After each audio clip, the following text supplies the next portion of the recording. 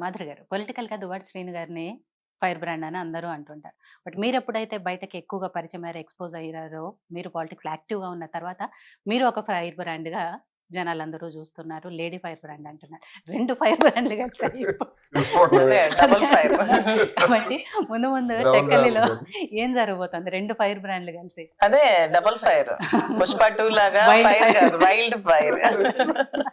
రాసుకోవడం అవతల వాళ్ళకి ఇప్పుడు చాలా కష్టం. ఏదో అనుకుంటున్నారు. రెండండి ఇలా 2 కలిసాయి కాబట్టి వైల్డ్ రెండు ఫైర్ తగ్గేది. అవుతుంది.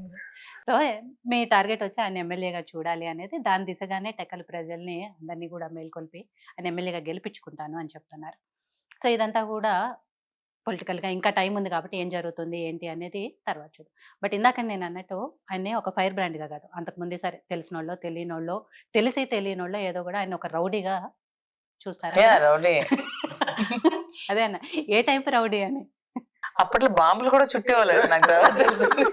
పాత కేసులను రిమూవ్ ఇప్పుడు కూడా ఏంటా బాంబులు? అప్పట్లో ఏమన్న ముద్దాయిగా బాంబులు కూడా చుట్టేవాళ్ళంట.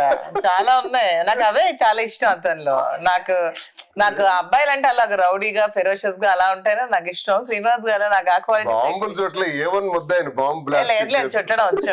ఇప్పుడు కూడా అదే చుట్టమంటే అది చూడతారు. అప్పటికైనా అయిపోయింది. ఇప్పుడు కూడా బాంబ్ ఏమన్నా బ్లాస్టింగ్ కేసులో ఏమన్ ముద్దాయి నేను అంటే నువ్వు బాంబు రెడీ చుట్టూ చేయడం వచ్చు ఇతనికి.